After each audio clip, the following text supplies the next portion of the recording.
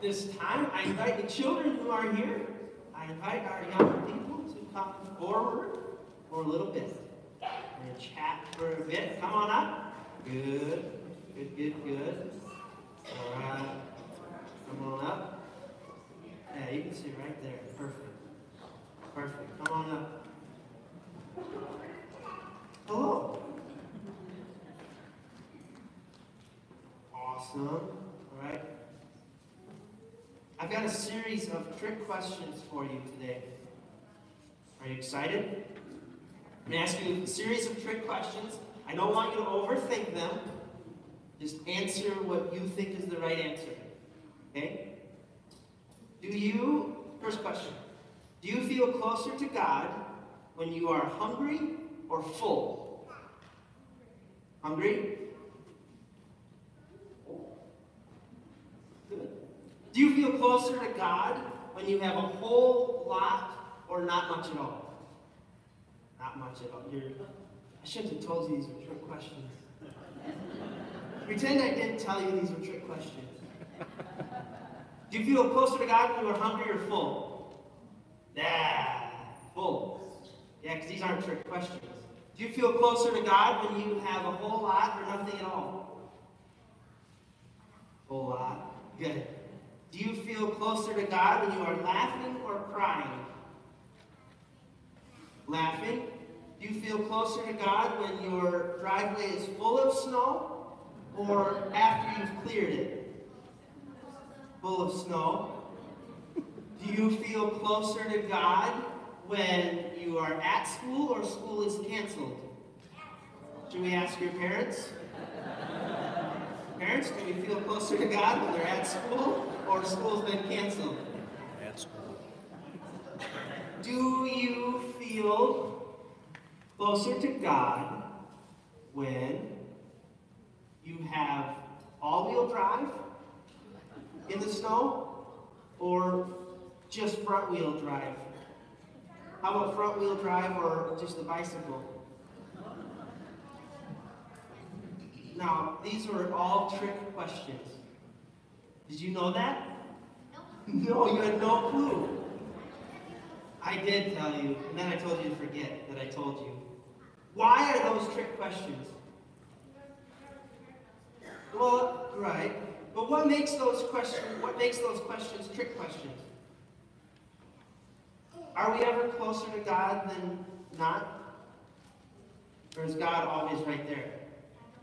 God is always right there, right? It doesn't matter if we're hungry or full, or have everything or have nothing, or have snow or the snow's been cleared, or if we're at school or school's been canceled, or if they're at school or school's been canceled, right? We're always close to God, no matter what. And Jesus is going to tell us about that today. We're actually going to hear a sermon that Jesus preaches. We're going to hear a little bit of a Jesus sermon today. But he tells us things that we might not expect to hear. Almost maybe like a trick question, right? Because what makes a trick question a trick question? It tricks you, right? You think you know the answer, right? What's that? The brain teaser, right? We think we know what the answer to a question is, but it's a trick. Now, I'm not saying Jesus is a trickster, but he does say stuff today that we might not expect to hear. Okay? He says, "Blessed are you who are hungry. Blessed are you who are poor. Blessed are you who cry." Right? Have you ever been hungry? Have you ever maybe felt like you didn't have anything? Have you ever cried? God is with you in all of those moments. And God is with you when you're full, and when you feel like you have a lot, and when you laugh, right? There's no moment when God is not with you. Now, would I tell all of you that you are loved and you matter if we did truly believe that God is always with us? Right? Are there times when you maybe don't feel loved? Are there times when you maybe don't feel like you matter? Those times that all of us here at Lutheran Church of the Good Shepherd want you to know that you are loved and you matter. Okay? Got it? Promise me that? Good. You pray with me? Repeat after me. Dear God, we thank you for snow days and extra time at home with Mom and Dad, who love us so much and love that we help them clear snow, because we do. God, we thank you for loving us always, no matter what. When we feel like we're all alone, when we feel like we're surrounded by a crowd that loves us, God, we are reminded that you love us always, that we matter to you always. God, you're an awesome God. You love us, and we love you. And all of God's children together said, Amen. Thanks for coming up. You can head on back and sit down. Head on back to your parents or a stranger that looks nice. But only do that here. Sorry, Mom and Dad. Let us stand and sing our gospel response.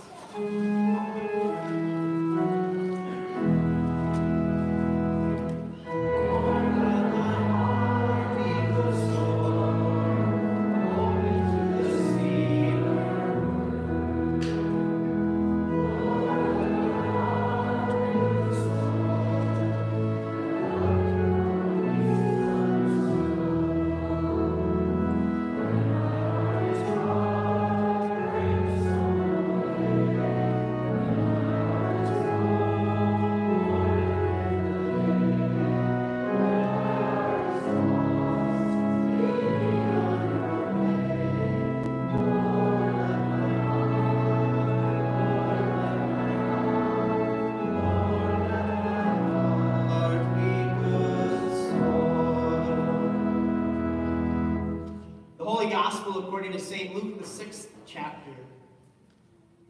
Jesus came down with the 12 and stood on a level place, with a great crowd of his disciples and a great multitude of people from all Judea, Jerusalem, and the coast of Tyre and Sidon.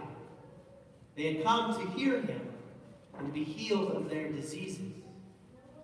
Those who were troubled with unclean spirits were cured.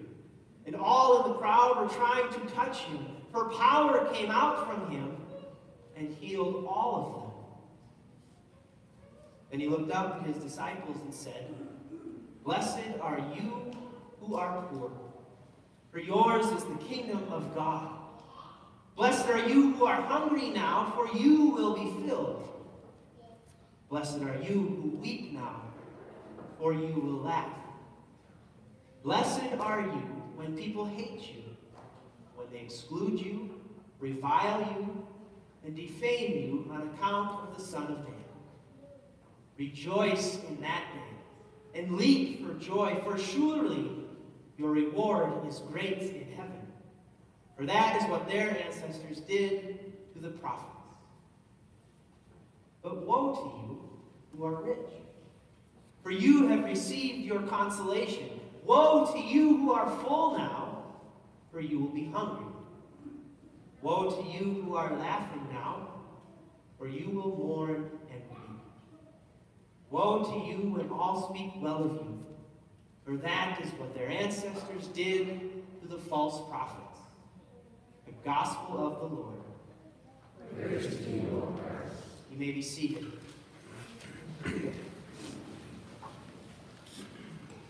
People of God, grace to you and peace from God and from our Lord and Savior Jesus Christ.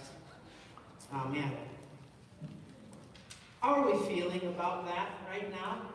What we just heard from our Lord and Savior Jesus Christ. Blessed are you who are hungry. Blessed are you who are poor. Blessed are you who weep. Woe to you who eat and you're full. Woe to you who are rich. Woe to you who are laughing.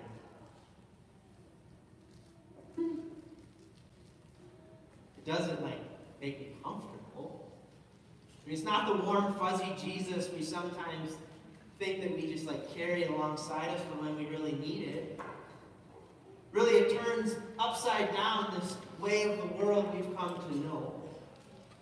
If you're on social media, you've seen all over probably a rambling post about how wonderful someone's life is, and they end it with #blessed.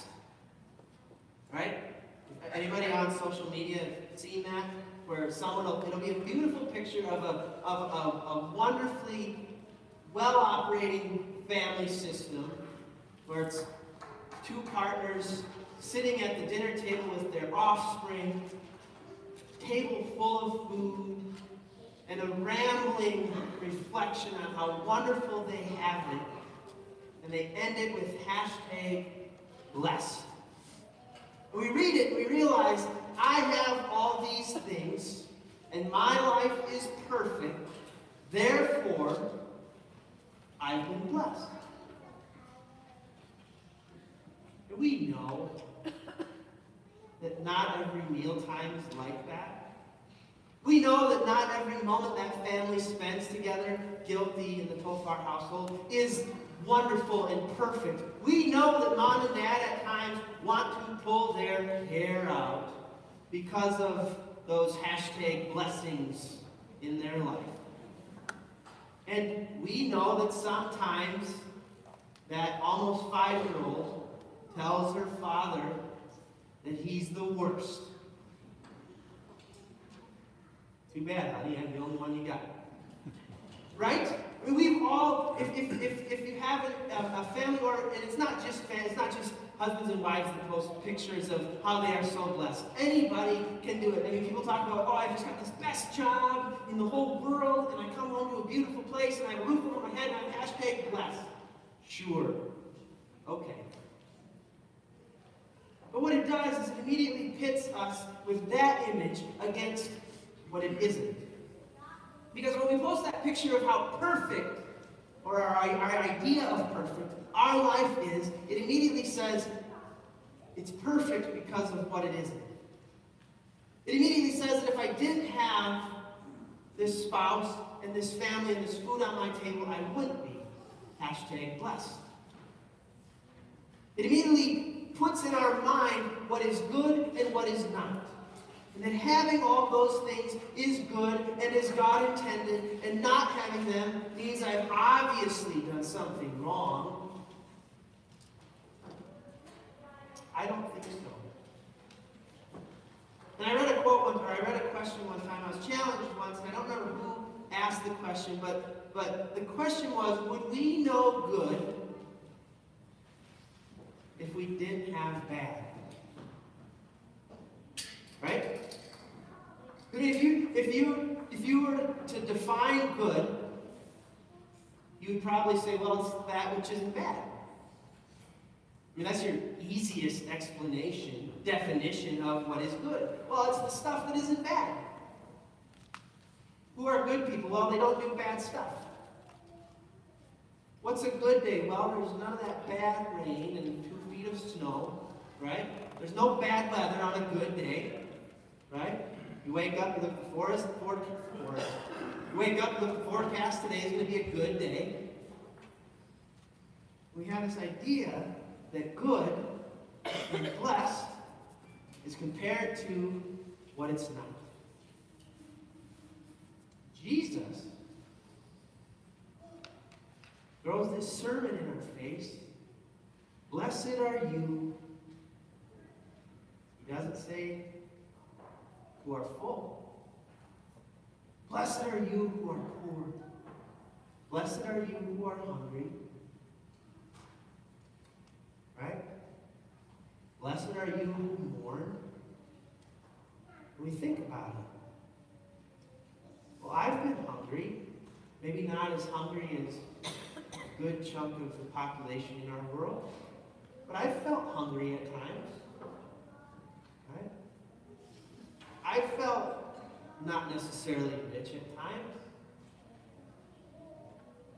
Right? I've certainly cried. I'm a crier. Right? I've certainly mourned. You mean I'm blessed in those moments too? You mean that when I'm feeling the depths of despair, when I'm wondering where my next meal is going to come from or how I'm going to pay the next bill, you mean I'm blessed in those moments too? And who's Jesus' crowd?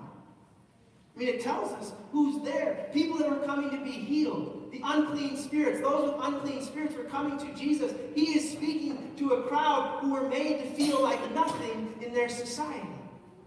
I mean, people wanted nothing to do with those with unclean spirits. People wanted nothing to do with those who needed healing. Jesus knew that. So he preached to them. He says, you are blessed. I don't know how to define blessed, but I think it has something to do with the acknowledgement of God's presence in a situation. Anybody wholly object to that definition of being blessed? The acknowledgement of God's presence in a situation. Now, with that definition of blessed, are we really to say that there are situations that aren't? I mean, we don't have a God that picks and chooses what instances in our lives God wants to be a part of. We have a God who's put us on this earth for this purpose, whatever that might be, and is present in all of it because we have a God who put God's Son on the cross and died for us. Now, the writer of Luke's Gospel writes about a Jesus experience that confronts these understandings and confronts these ideas we have of the way the world is. And I have a little word for you today. This sermon that Jesus preaches isn't his own. He's echoing a sermon he's heard before. Who knows what sermon that is? It's from the great theologian of his time. It was actually preached before he was born. Any guesses? We hear this sermon earlier in Luke's Gospel. It's his mother, Mary. Earlier in Luke, when she finds out that she is carrying the Savior of the nations in her belly, what song does she sing? The Magnificat. Right? My soul magnifies the Lord, and my spirit rejoices in God, my Savior. For God has looked with favor on the lowliness of his servant. Surely from now on, all generations will call me blessed. Oh. For the Mighty One has done great things for me, and holy is his name. His mercy is for those who fear him from generation to generation. He has shown strength with his arm. He has scattered the proud in the thoughts of their hearts. He has brought down the powerful from their thrones and lifted up the lowly. He has filled the hungry with good things and sent the rich away empty. Jesus heard this sermon in his mother's womb. This is biblical scientific proof that babies in the womb hear what you say to them. Because Jesus echoes that song in today's gospel. And it shakes us. It shakes us to our core because we're probably thinking, I'm feeling a little rich today. I had a good breakfast today. I'm in a laughing mood today. And it challenges that which we think is ought to be. It challenges that way of the world that we think it should be. It challenges what we know. Jesus titles this sermon in his actions. Did you catch it when Luke sets the stage for where this sermon happens from? Jesus comes down and stands where? On a level place. Claire's cheated. She was in Bible study on Wednesday. She knew I was going this direction. He stands on a level place. Jesus preaches a sermon on a level place, both literally and figuratively. Throughout this sermon, throughout what Jesus says, throughout his ministry, Jesus preaches of a level place. That in God's eyes, there is no rich and poor. There's no hungry and full. There's no happy and sad. In God's kingdom, there are God's children. Yes, some of them are hungry. Yes, some of them are full. But this challenges. This word, this sermon that Jesus echoes that his mother preached when he was in her womb, challenges the way we think it ought to be. Because it doesn't make sense. The hungry are blessed.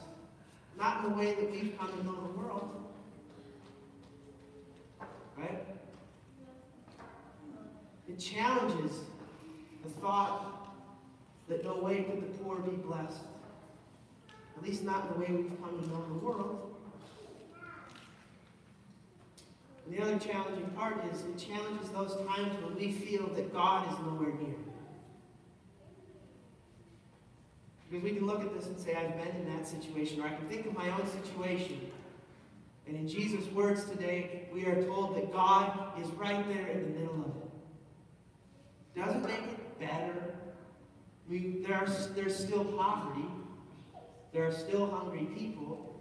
There's still Shepherd's Closet that will distribute a load of diapers throughout the year. I can't remember, I saw the statistic of how many diapers it goes, and I don't remember what it was, probably because I was thinking of the own amount of diapers in my own house. But the number of diapers that Shepherd's Closet distributes. The people for whom buying diapers is a difficulty. And it challenges our own thinking. And it asks us the question, so what do we do with this? And it's about who we are as people of faith, as God's chosen people, and not what we have. We put so much stock in what we have. Sometimes forget about who we are. So a quote from Frederick Douglass: "The soul that is within me, no man can degrade." Frederick Douglass was the leader of the abolitionist movement. Right? We think of those words coming from a former slave whose worth was determined by what he could do for his master. He knew his true master. At least I think he does by this quote. "The soul that is within me, no man can degrade."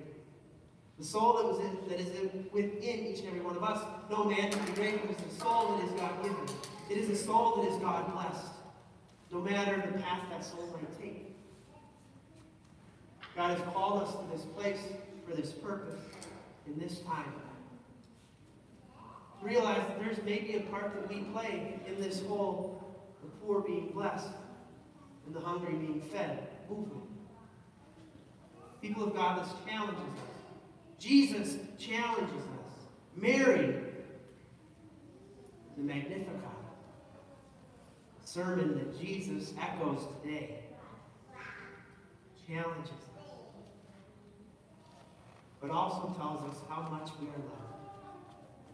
But also tells us that no matter where we find ourselves, we are blessed as God's children. Marked, called, claimed, gathered, and sent out into the world. To preach and live this impossible sermon that Jesus preached and lived. Thanks be to God.